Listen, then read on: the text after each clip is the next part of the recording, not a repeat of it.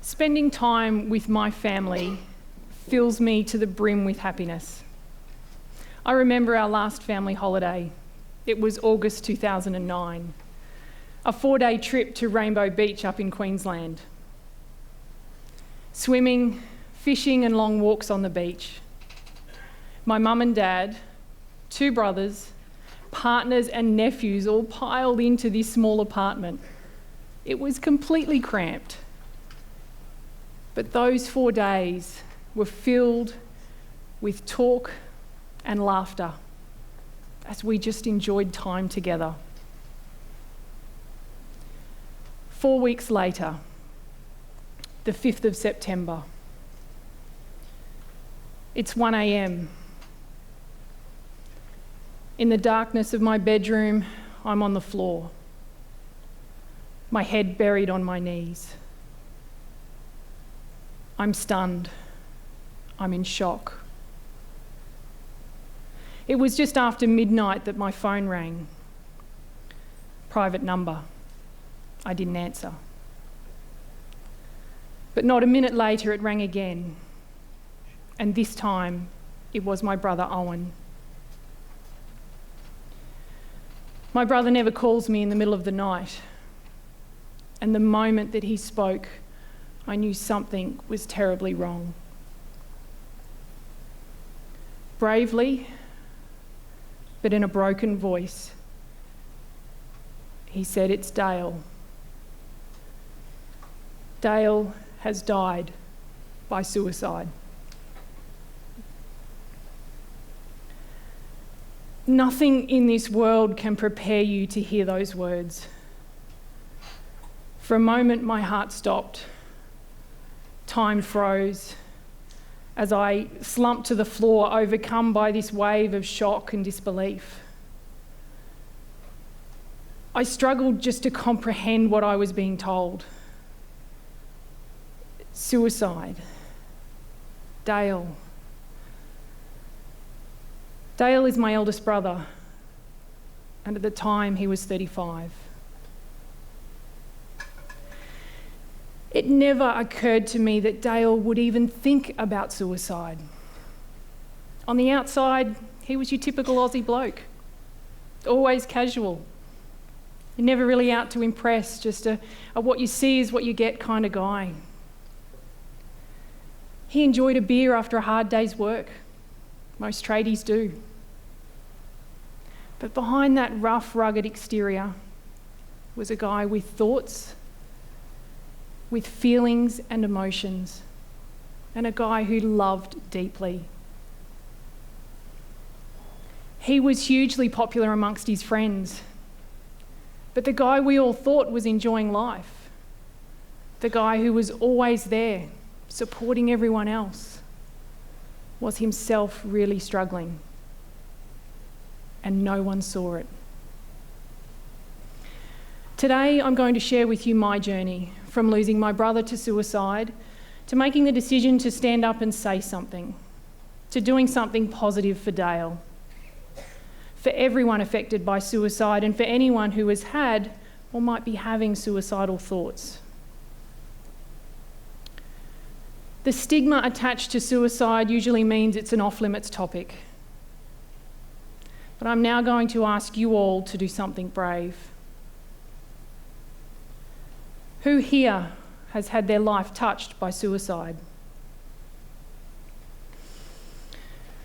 Whilst this is my story, I know that something like my story could be yours too. Losing someone you love to suicide is incredibly tough. I had so many questions, but no answers. I felt like I needed to try and understand why Dale took that tragic final step. I started talking to his friends and to those that he worked with, but not one of them had any idea that he was struggling, that he was having suicidal thoughts. Still, I had no answers. But that only made me more determined to learn all that I could about suicide. Who is most at risk? What are the triggers? What are the signs? And most importantly, what could I do? What could we all do to prevent it happening? I enrolled in a course run by AusHelp, training in suicide intervention skills. Little did I know how hard that training would be. Having just lost my brother, I was now learning what we'd all missed, and how people like you and I can help someone at risk of suicide. I wanted to talk about it. I wanted to do something, to start the conversation and encourage others to do the same. The problem was, it felt like no one was talking about suicide. I found my own way to start the conversation. In 2011, together with my good friend Gary, we cycled 1,600 kilometres from Canberra to Brisbane, stopping at every Lifeline office along the way. It was about halfway through our journey, we'd stopped for morning tea, when a young guy came over to our van. I'll always remember the first words he said. Is there really help out there? I was devastated at the thought of this young guy feeling completely alone. But he'd heard me sharing my story on local radio the day before. And that gave him a glimmer of hope. Just enough hope to choose life for another day. Please take a moment to turn and look at the 4 people sitting on your left. And now the 4 people sitting to your right. In Australia, 8 lives are lost every day to suicide. The harsh reality, though, suicide has a tragic ripple effect across our lives and communities. Whilst Dale's death ended his pain, it also means my nephews will never really know their uncle. And our family will never be the same again. When I talk health, I'm thinking physical, mental, and emotional well-being. So when we look at how we feed our lives, we must take a holistic approach. If you want vibrant energy, if you want to sleep more deeply, if you want a clearer mind, if you want to prevent or reverse disease.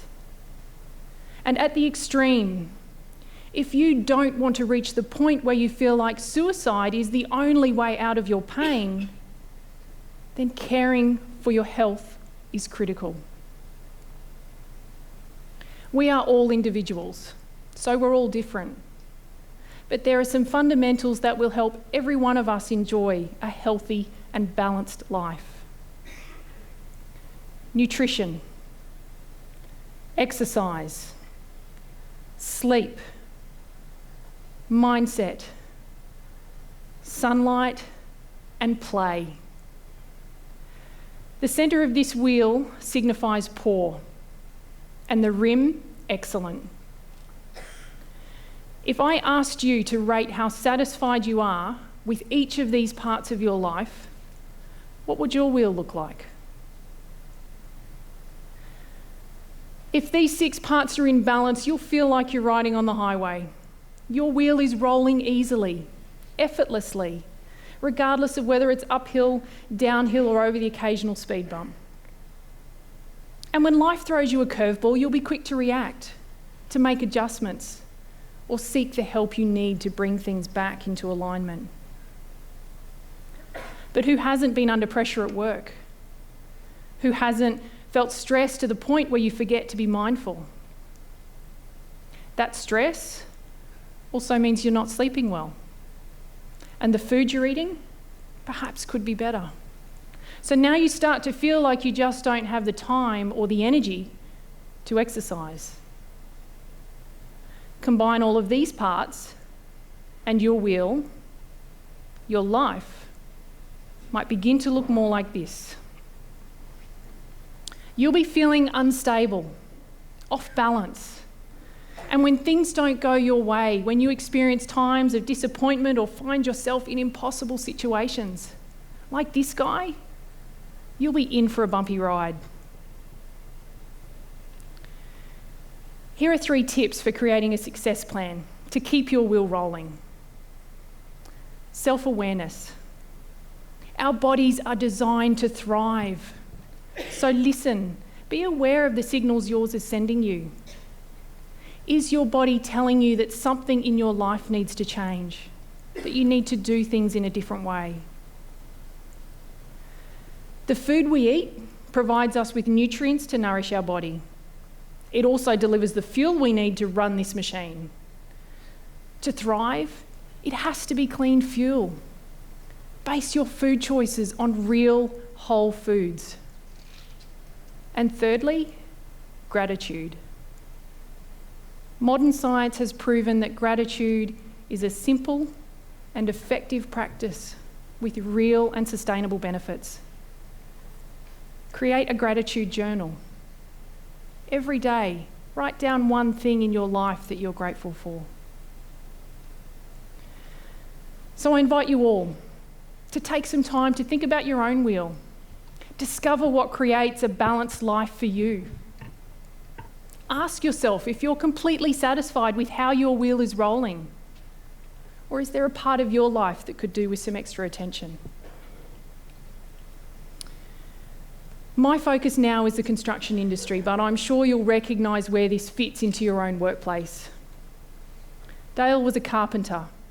Owen is an electrician. The past 7 years I've spent as a construction project manager, I've seen firsthand the tough physical work, poor job security, long working hours and macho culture that is our industry.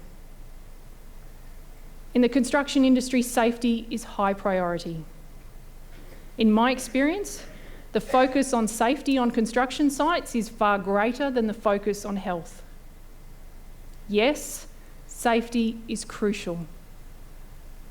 But when research shows construction workers are 6 times more likely to die by suicide than through a workplace accident, it's time we expanded our focus.